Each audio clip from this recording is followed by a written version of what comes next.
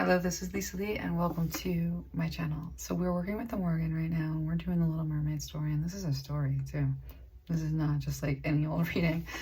I have been I'll say I've been on the battlefield with the Morrigan, which if you're working, I'm going to tell you about working with the Morrigan because I'm doing it intensely right now. I'm in love. I really love her energy. I love her as a goddess. Like, she's brilliant, and I could sing her praises all day, but that's not exactly what we're doing.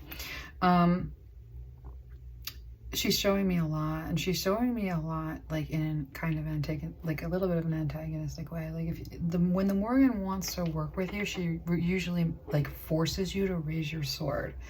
She puts you in a position where that sword needs to up. She does something that like makes you like she'll say, I want to work with you by like teasing you with people, just like nip, like pick, and she'll pick like that wound too, and she'll like pull on it. And so, I mean, I know that sounds like I don't want to work with that. Thanks for the heads up.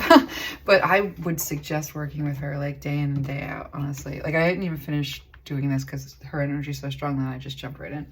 I usually like meditate. But the Morrigan is very much here with us. If she wants to work with you, she's usually going to like tease you through somebody else in a kind of a way to sort of instigate forth some of these weaknesses and some of these places that like need attention. The Morrigan's saying you can do it with me in a safe way where like all the parameters are set. Like, you're not actually going to get hurt. Fake getting hurt is basically what it ends up being with her. But all of your strengths will be tested. And she's showing me like the square with the like, I don't know, Lord of the Ring, you know, they always like practice in the square, and we see all these scenes in the movies with the castles and the people in the square, like, and the one, you know, the teacher is beating the crap out of the student. This is the Morrigan. Welcome to the arena. That's what this is. And so when we enter this space with the Morrigan, first of all, you will have had a fight picked with you recently. And so it's interesting that the Little Mermaid is like her fight song. Like, I'm hearing that what is that song? I don't even know this one. I don't sing my fight song. Someone knows it, and I'm gonna sing it so badly because and anytime the spirit brings a song through, I'm like, I know I'm clairaudience, but no music with a tone deaf person, please. This is my fight song. Da, na, na, na. That's as much as I can get. I don't know the song at all. So anyways, if anyone like recognizes what that could possibly be, but I'm hearing it really, really loud. This is my fight song. So the Little Mermaid is her fight song. And all week, like, so working with the Morrigan, where do I want to start with this? Like, orient me, the Morrigan, because I've been working with her all week. She's been showing me stuff. Oh, the nature of evil. Yeah, the Little Mermaid. Okay, the Little Mermaid this is the reading where we're looking at what's the actual nature of evil. We looked at like what is, darkness is like you close your eye to look at, that's darkness. That's not evil. That's just your eyes are closed. They're not open, they're closed. That's not evil. We learned that death is not evil. Death is life cycle. Life, death, life, death, life, death. This is the cycles. But what we didn't really get to is like, well, yeah, but what is actual evil? Like, what does that actually mean, right? And so I want to do that right now. and the Morrigan wants to do that right now. And I keep on getting these flashes of people watching with a lot of angry skepticism. And I think we're addressing that. And so like, here's a little bit of the Morrigan. You know, she will arm you at all sides. You don't actually need to know the story around it to know that like she's having her own game. She's teaching us something, right? So, okay, let's get into it. Let's get into it. The Morrigan, center me, and I need to... So she wants to start with this idea of desire, okay? She's saying that in the beginning, so she's been using fairy tales. We've been moving through fairy tales and like listening to her talk about each fairy tale with her own like spin on you, particularly if you're sitting here and the reading it's for you. And she says, I want to start with Ariel's desire. And she's opening the scene and she's swimming around and she's picking up like forks and she's got hoozits and woozits and bitzels or whatever the song was. But what she wants is like, they have legs or something like that. I want to be a part of their world, right? And so we have this notion of I want to be a part of their world as being part of what your deepest desires are. And so she's showing me now that we have, we've been kind of like, who's a goddess? Who's a god? What's a god? What happened? Christianity's wrong. So something, right? Question mark. And she's wanting to answer this for us. And she's saying, listen, you know, whatever the world, like because energy doesn't just dissipate, and like individual consciousness retains its spark. You don't die and lose track of yourself. You know who you are, what you live through, and like where you find yourself in the spectrum of disembodied. Because we talked about the stuff about the underworld. We talked about the stuff of, she's saying like, we don't die, and we know that we don't die. And because we don't die, really wrapping our heads around, like, this is one of the reasons why like death has had the power to like hurt us so much. Because if we think that we die and there's no consciousness after that, and I have to have her pull me back to the channel. I just felt a wave of opposition. Come on, get back. Give me a second. This is why like it annoys me when people, whatever, I'm not getting into that. There's something in this for you. I'm been interfacing with an energy a lot, and I guess I'm going to talk about that a little bit, because the Morgan's been letting me deal with an enemy, which I don't usually do. Like, I'm like, what, me, enemies? That's for somebody else. Anyway, so what we were looking at, like, so she's showing me this notion of, to tell you about the nature of evil as I understand it. She wants me to bring my story and myself into this, and I'm like, please, like, let me just not do that. But she's insisting. This is why I'm working with her. She's making me do it. All right, let me get back to this. Hold on, I just lost something. This is gonna be one of these channels. So she's showing me to tell you about like what I know about evil. I'll tell you how I understand like how you deal with it. You know, evil's gonna come in any like level of like you're intuitive, and it comes in in a rancorous form. Like, what's rancorous?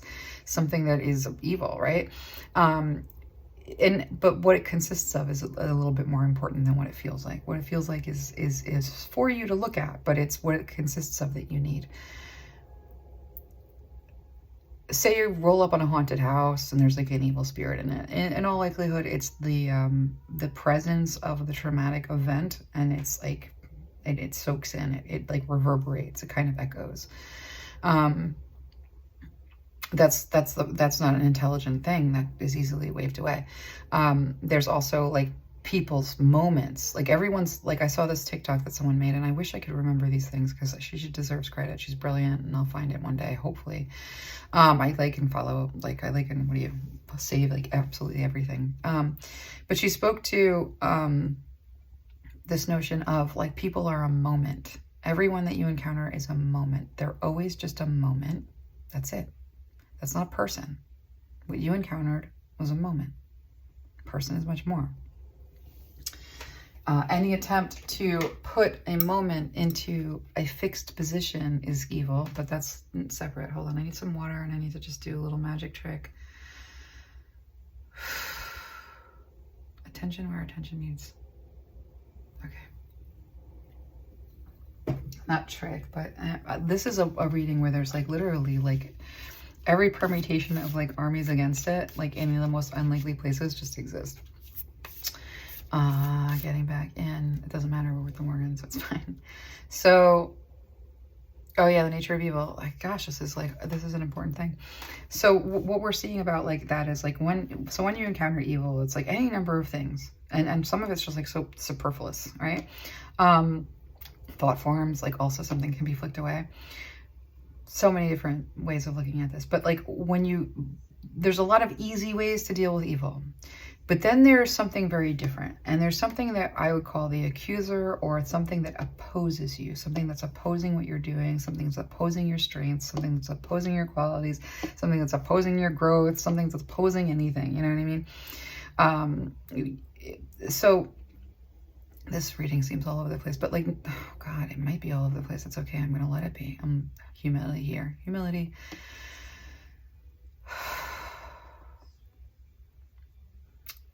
When you're dealing with evil and something comes against you that's actually trying to hurt you, that's pointing its hurt at you, that's pointing its sword at you, that's trying to take your life from you for whatever reason it feels entitled to. That's never a person, that's always an energy. And as soon as you learn the name of the energy, you can expel it. That's it. And so I've been dealing with an opposing force. And right now, as I do this reading, every time I look up, I'm looking at that opposing force. Every single time I'm dealing with this opposing force. And that shit is ugly. And so we're actually on the battlefield with the Morrigan in this moment, trying to get this message out. And I'm going to look up at that opposing force and totally lose the channel probably like 10, 15 times, because this is a force that is intent on shutting this message down. So that said, I'm going to keep on going. So like, as we get into it, we're going to start back with your deepest desires. I don't even know if I started with the deepest desires, but I'm seeing this as being your deepest desires here with the prayer.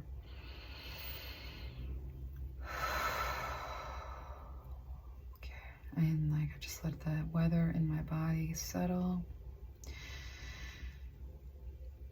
We're created with a connection to the divine that is pretty intense. And so when we think about Ariel's longing to connect with another world, a world that she had like love and attraction towards, it wasn't like it wasn't a petty thing. That's a really important desire. That's an incredible, that's planted as a seed in your heart. The need for God is planted as a seed in your heart.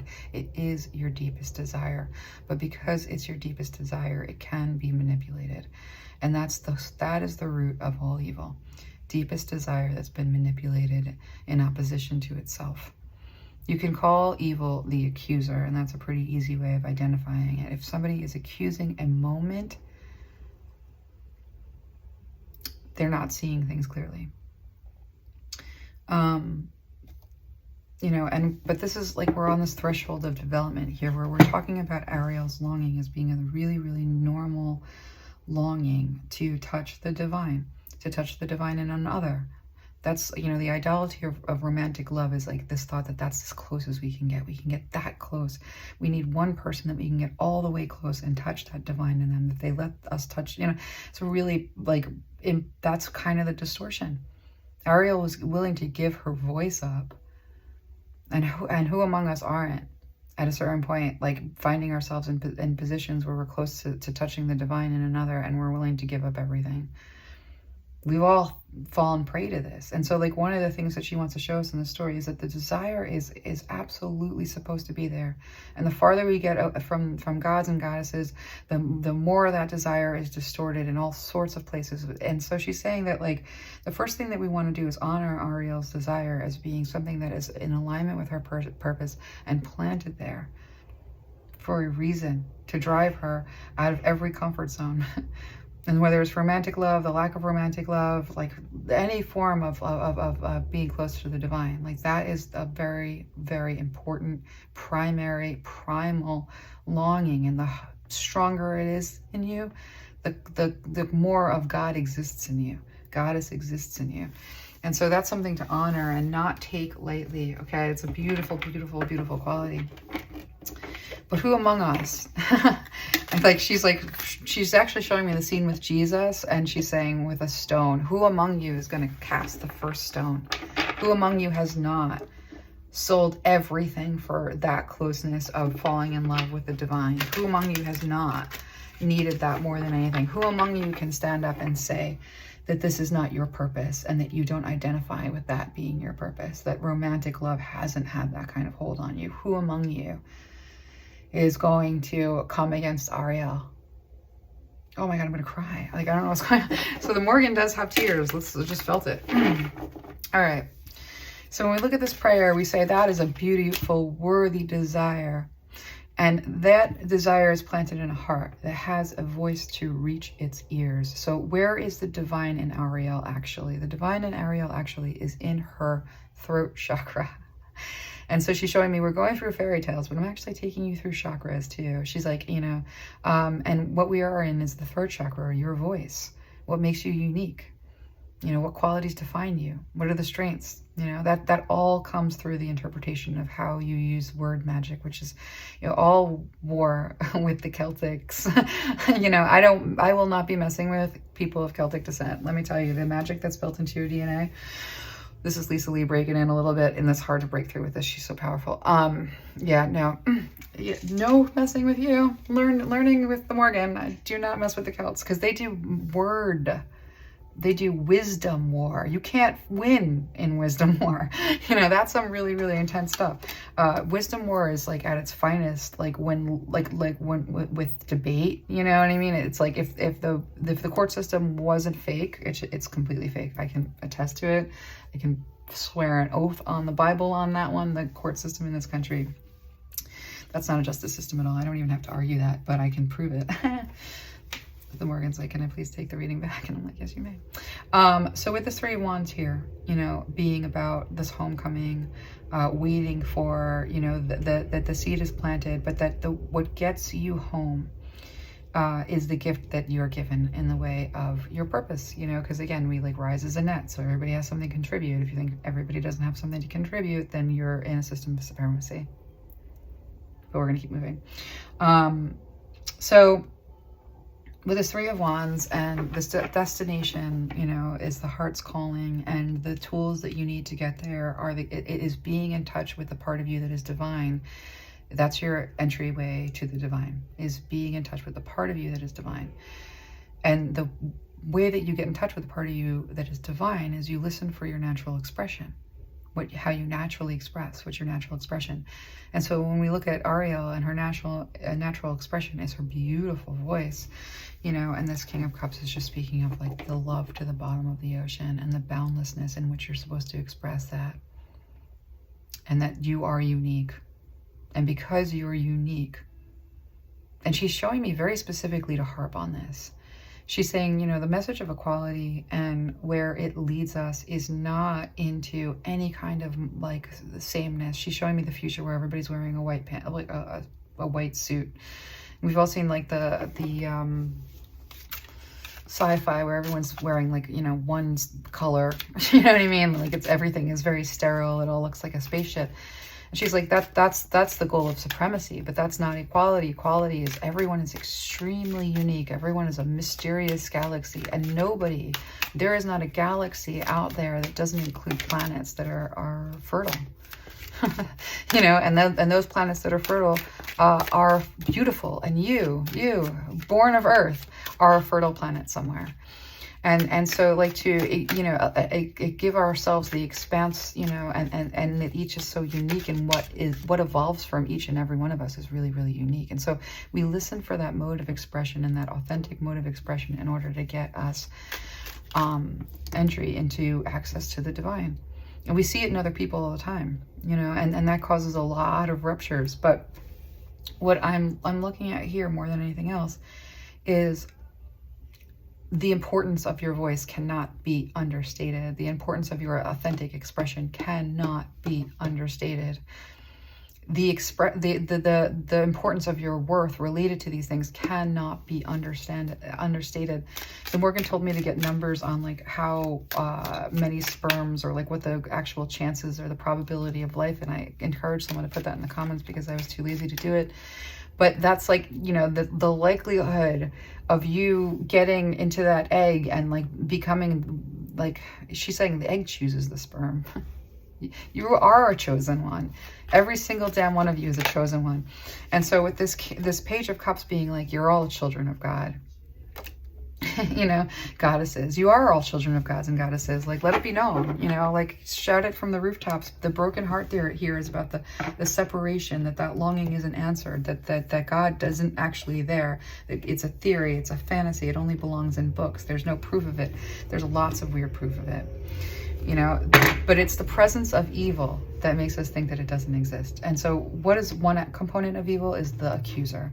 Another component of evil, you know, because I've went on this tangent, I hope I'm not repeating myself. I don't edit these things, so I let it be sloppy as it can possibly be. If I could edit, I would. I have time for that. But basically what I'm being shown is, yeah, you know, one of the things you learn when you're like a little me, coming through as Lisa Lee, and I guess I'm supposed to tell a story. She really is coaxing me. She's like, tell your stories. I'm like, you know, I'm very spicy. There's not even a name for the kind of neurospicy I am. I mean, like, so you could say that it's like, I'm talking from Lisa Lee's perspective, just letting you know that I'm channeling. She wants me to do this. I'm neurospicy, like if synesthesia, schizophrenia, genius like abilities in the special interest realms of performing arts, philosophy, theology, spirituality, channeling. Like, this is my entire brain does one thing, and that's it. It doesn't do the other things. Everything else I can do because this part of my brain works. The part of my brain that can channel is the only reason that I'm not nonverbal. And I have tests and stuff. Like, you know what I mean? Like, this goes all the way back to childhood. They didn't used to call it autistic. They just used to have a whole list of things, you know, that could be wrong with someone. And I've just been managing this as an invisible illness my entire life. It's not an illness, though, because it turns out that, you know, from as long as I can remember, everything that I say ends up having a counterpart in, like, the tangible world that checks out. But that's something that is, you know, I have shame about, like, to the bottom of my fucking soul. There's shame about it because it doesn't work in, like, a perfect way. You know, my gifts don't show me, like, everything I could possibly want to know. I just get random flashes of things, or, you know, I experience things, like, you know, if I sit down and I connect, like, with a deity, like, it's a whole thing. But I don't want to go on a tangent with this too much. All I really want to say is that, you know, it works for proving the existence of gods and goddesses for me. Like, and it checks out. It checks out. It manifests, it grounds every time. And so the whole reason for me to say that is that you can have this 100% yourself, exactly. Like, you know what I mean? Like, it's a formula. It works. There's a way. And what gets in the way of that, and I'm going to let the Morrigan step back in because I shouldn't take over the reading because she's the one that's doing it. So just give me a second for her to get back in. I just, like, ran out like a little puppy. Okay, let me just submit. It is a little bit of, like, where I let her take it. Okay, she's taking it. Total consent here, but she's taking it for her. Okay, so the Morrigan's back, you know, sort of bringing us back into the notion that we've explained the importance of everyone's individual voice. But what we haven't explained is really, like, the struggle. And the struggle is what Ursula's power ends up being.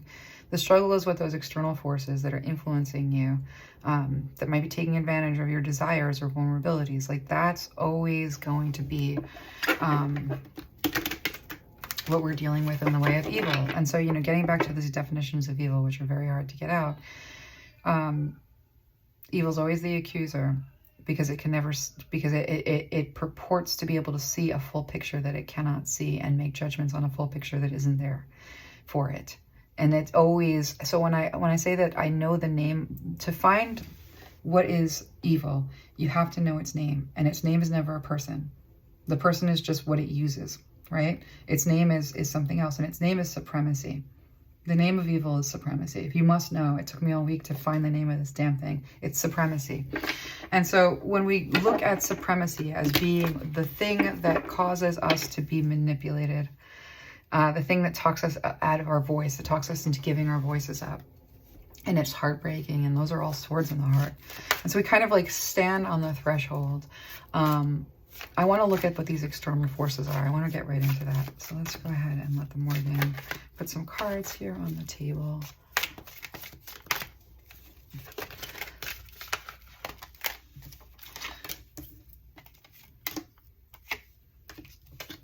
Okay, I like this. I like it.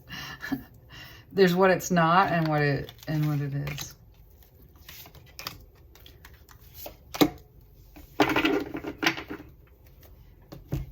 All right, I just need to get some other decks here.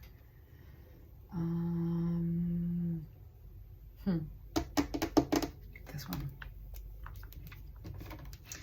All right, we're gonna go into this story style. You know, one of the hardest parts of working with Morrigan is she's got kind of like a vision that I like with me, but it's also, I don't know, it's intimidating. So if I start bringing in personal antidotes, it's kind of like how the Morrigan works. And you know, one of the ways that I've been, like, fighting with her is every time I sit down to do a reading, she brings through, like, a personal thing, and I'm like, absolutely not, I'll die. No, you cannot. And her response is like, well, I think you need to do all of it and more. And so, you know, if I start bringing in some personal stuff, like, I'm a salacious person, it's just what I'm doing. I'm going to have to do this, right? Just be me, right? Okay, I'm going to do it. This is me talking myself into doing this, right? All right, so with the Page of Wands, the Four of Cups, and the Chariot, stand up and be recognized. Behold, you are the inspiration you've been looking for. In divine drunkenness, surrender to your spiritual reverie. Hey, Morgan in the house. Love that. Love that from her. So when we talk about you hold the key to an awakened life, let's go back to this notion of your voice. Ariel in that movie, the weakest point with that girl was that she did not know the power or the value. She did not know the value of her own gift. If she had known the value of the gift, and that was so when we think about that story in divinity, Ariel wants to touch the divinity in another. What she does not know is that the thing that she needs to touch divinity in another is in her hands. It's in her possession as her greatest strength and gift. So then she goes to Ursula because she feels like she doesn't know what about her could be worth getting this one's attention. She thinks she needs to go some other weird route. And Ursula says, give me the one thing that can get you where you're going, and I'll give you legs, which is the thing that you don't have that you think you need to get where you're going. And so this is what we need to know, and what we're asking the Morrigan is, how can we identify the key, our key to that awakened, like to that divinity, so that we can get there too, because we have a place. Everybody has a place. My God. But with the Page of Wands, the Four of Cups, and the Chariot, most people don't really have a way to chart that path forward. I'm going to have a sip of water because we're going to look at Ursula's power right now. The external forces that are influencing you right now is anything that would make you feel like everything that you have is not like enough. And so we have a system of comparison, we have hierarchy, and how does all of it like work? So with the Page of Wands, the Four of Cups, and the Chariot, and she's saying, more cards, please. Get more cards, please. Here we are. She wants me to get character cards for each of these piles before we keep going. Okay.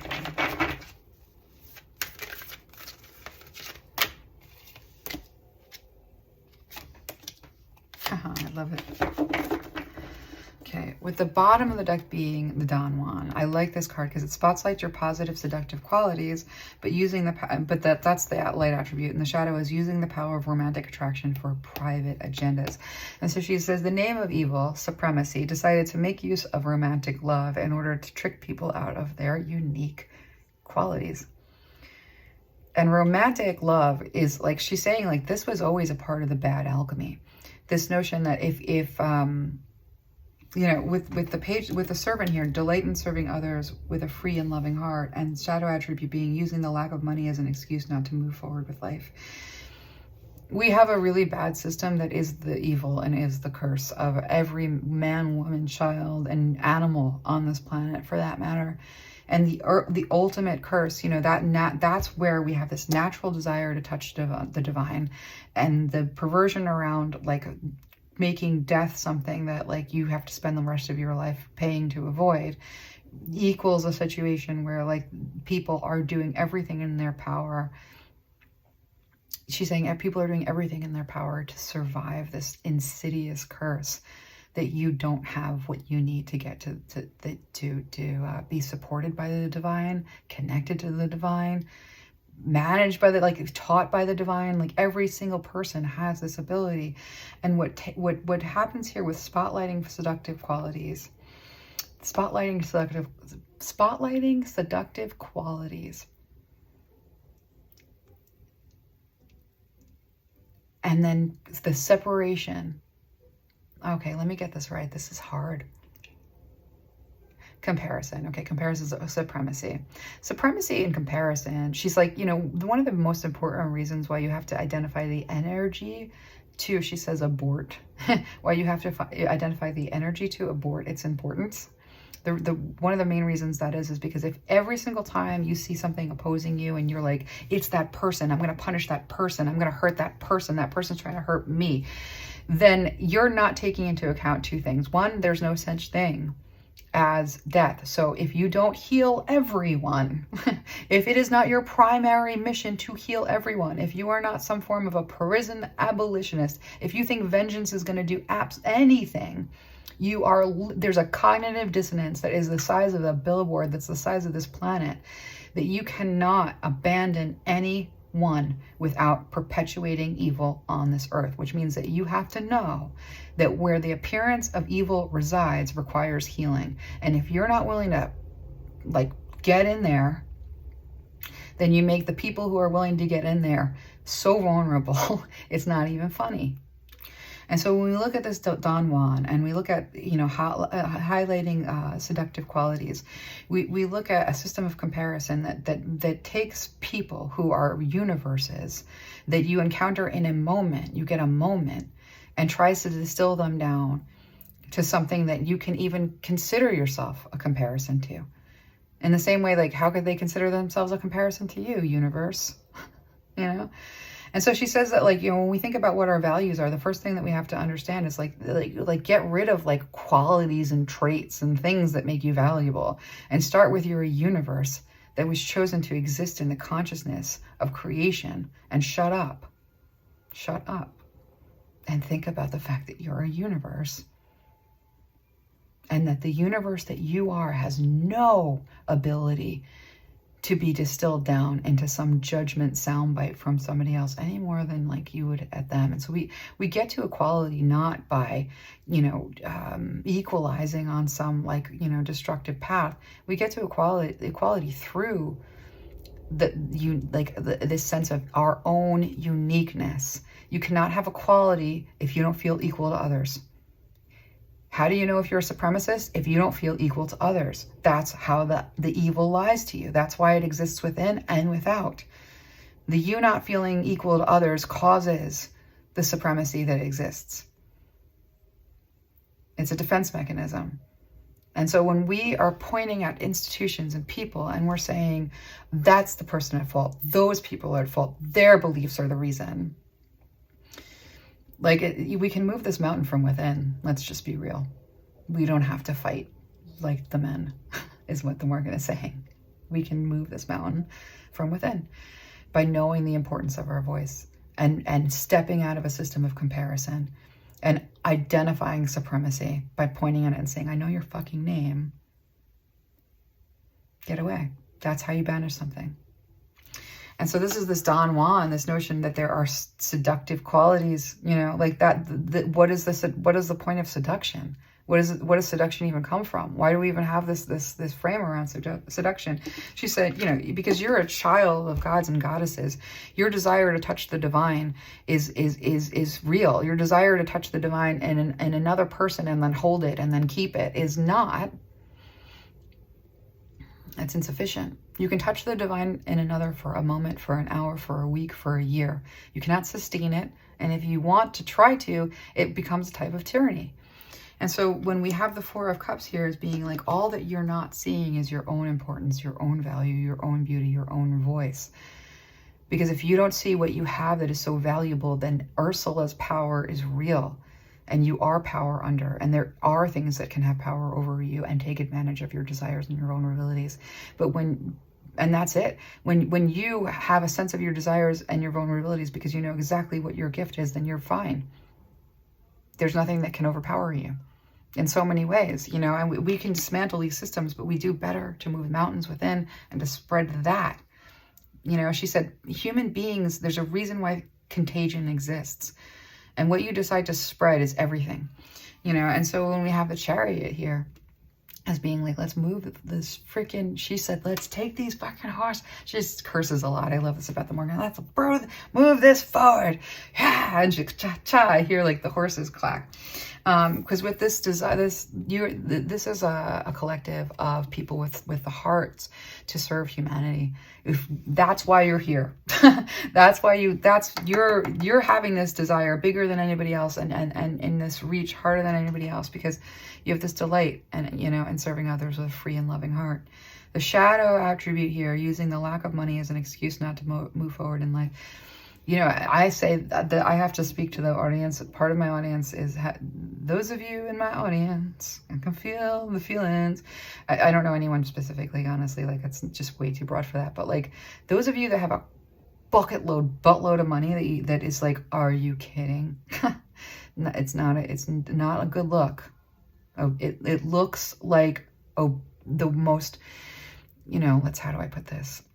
It looks very unhealthy to have that much money. And so, like, I don't know why I'm saying that, but the Morgan's kind of bringing this through to say, like, nobody thinks that it is a valuable position, like in any kind of real way. And so using the lack of money as an excuse not to move forward in life means if you have money and using that as an excuse not to be fully connected, then that money isn't doing anything, is it? It's not doing anything if it's not servicing the connection of you and everybody else with you because of your values and your strengths and what makes you unique and beautiful and brilliant. People should connect with the parts of you that are amazing, and you shouldn't have to create something to spotlight aspects of it. Like, the whole of you is love worthy. And so when we think, and I don't know, this is, again, we're doing a channel reading. If that hit you in the face, that's for you. If it didn't, that's for somebody else. But with this Chariot card here being about like moving this forward, you know, the lack of money shows up in a lot of different ways. It shows up in like, why isn't that person working as hard? Why do I have to toil and labor? Like, why do they take advantage of that toil and labor? Like, is this exchange proper? Like, is that mine? Is that theirs? Who's doing what? Like, what, you know, we've got all these stop gaps on each other's progress related to our own. And this is making the whole world shut down. It's like the gears are just gunked up because we're not valuing the quality of the whole. The most valuable resource in the world is the creative capacity of the human mind. And that is the only thing worth investing in some ways. And so when we think about like what's cutting us off from achieving like a connection with the divinity in each other, if it's money, throw the shit out. Build an infrastructure where it's just not necessary for anyone to actually have to even give a crap about that. And then we can all just like interact, right? We can all just kind of connect. And I know that this is difficult, right? But this Three of Cups here and this Mystic speaks of this notion of like social change. You're witches. And some of you don't identify as witches, but I think you're born that way. It means you're wizened ones. You're spiritual. You know, divine feminine, this is actually speaking of this divine feminine magic. And, you know, I'm going to say that I think that the rise of the divine feminine magic is in our connection to each other and the strengths and qualities and coming into connection with our strengths and qualities. So when we're talking about Ursula's power is to divide. And that's where we have the accusing. You know what I mean? I see you. No, you don't. You see a moment.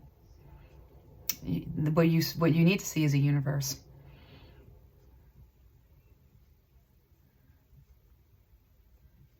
You know, this is where psychic abilities can go kind of cuckoo crazy too, because if your like psychic abilities are absolutely, yeah. So I'm showing you like women's magic in the dark. Okay, so what do you want to show? So she's showing me that like all of our qualities can be hijacked and used by somebody else's agenda every single minute of every single day, seen and unseen. What we understand about the underworld now and the influences that come in, those are unseen agendas. All that like not tending to the dead inside of ourselves and is unseen agendas. And so those unseen agendas can use anything that has a weakness. Anything, any part of you that feels less than someone else, supremacy can be used to manipulate you every single time. And so anything that is causing a division is the use of supremacy to divide, you know? And so what we do with our mystic abilities, what we do with our strengths then, is we don't have a delusional rapport with the divine. If you don't believe in your connection to the divinity that you're trying to access, if it's just an idea, if it's a concept, if it's something that you hope for, but you don't have I've been working on this idea of building a container for your faith. It's in the course that I'm writing, that I've been working on it for like months and months and months. And it's not an easy thing. It's a cute little phrase, but it means a lot more than like, it's not an exercise. It's not a meditation. It's not something that you do to keep to get your internal weather in check. There's that desire is real for a reason, you know. And so by connecting with the divine, we can see the truth every single time. Like, we don't have to have a war with each other. We can be like, things can be revealed. So this is like a really cool thing about like social justice, and the way that we move forward with social justice is we connect to divinity. We have, because that's what's, that channeling that information through is, it can help us. The revelation means that you can't unsee it. And ultimately at the heart of every person is the capacity to heal. Every single, why do you think sickness exists? If not to prove the capacity to heal. That's why it's in the world, to prove the capacity to heal. And so the more justice oriented you are, the more you're going to have to contend with looking at whether or not people have the capacity to heal. Because if people have the capacity to heal, you have the capacity to heal.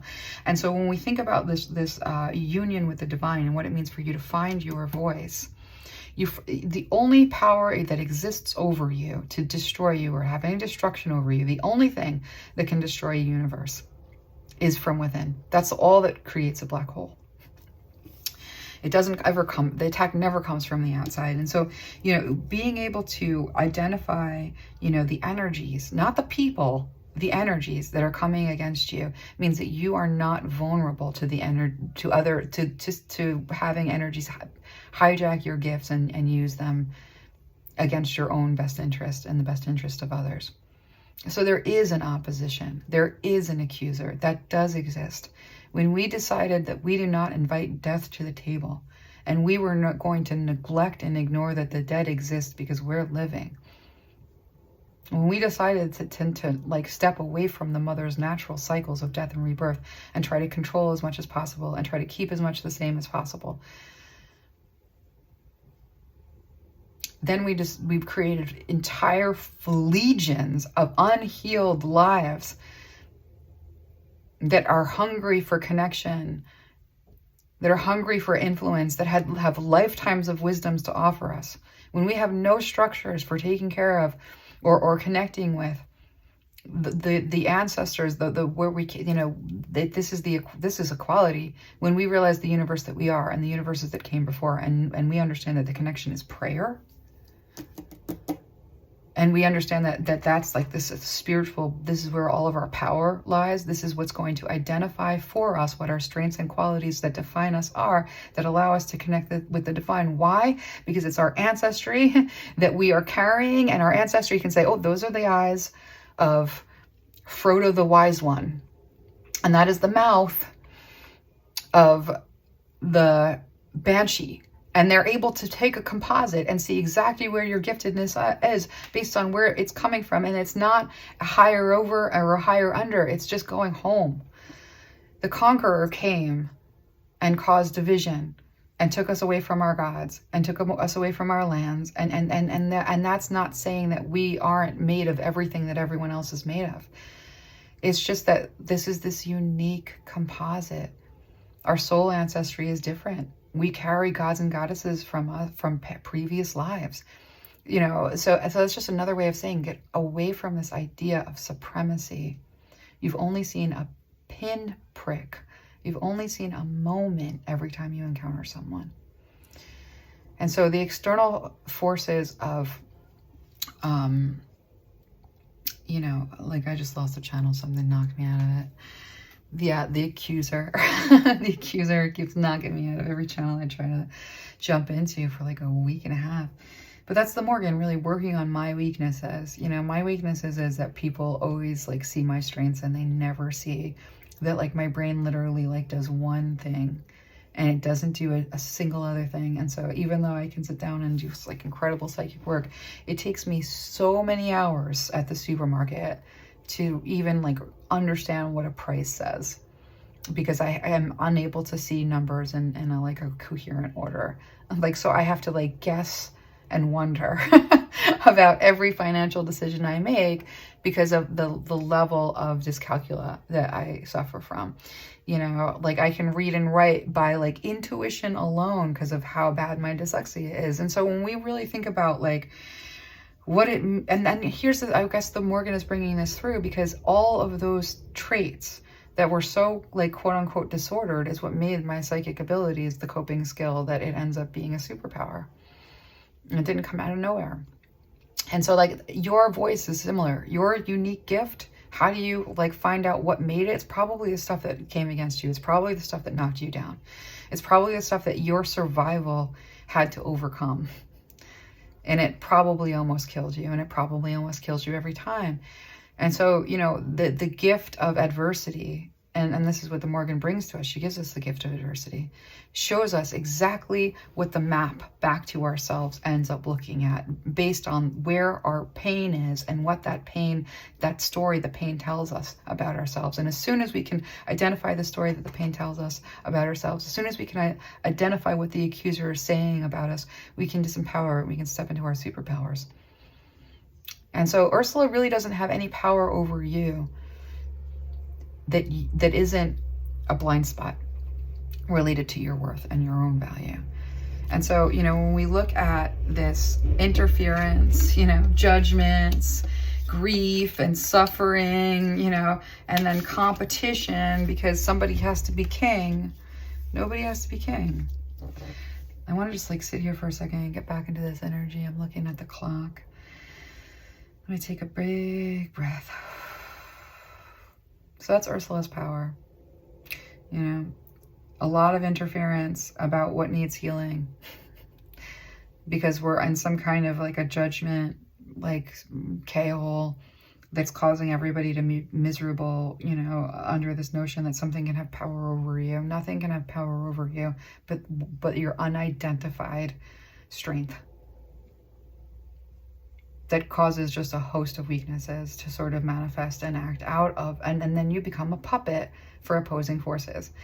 And so and it's all because of this notion of like, you know, again, like hierarchy is so stupid, it doesn't serve a purpose, where there's a way to organize that is awesome, that saves us all from comparison. It requires a sense of equality, but based on our knowledge of like unique. Those two things, that's the yin, that's the yang. We can't do equality without unique.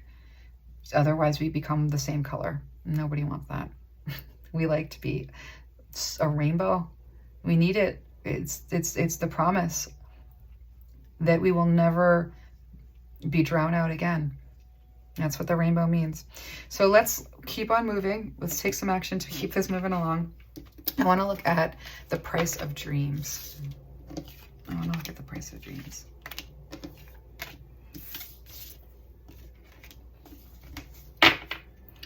I want to look at the price of dreams, divine drunkenness. I would love if this reading was no, I was going to say drinking party because we're with the Morrigan, but I don't really drink myself. But the Morrigan invites you to a party. Let's party. Let's be at a party. Let's make this reading into a little bit of party. Because you hold the key to an awakened life. You hold the key to your access to divinity for yourself and everyone else. That is the damn truth. So let's keep it going.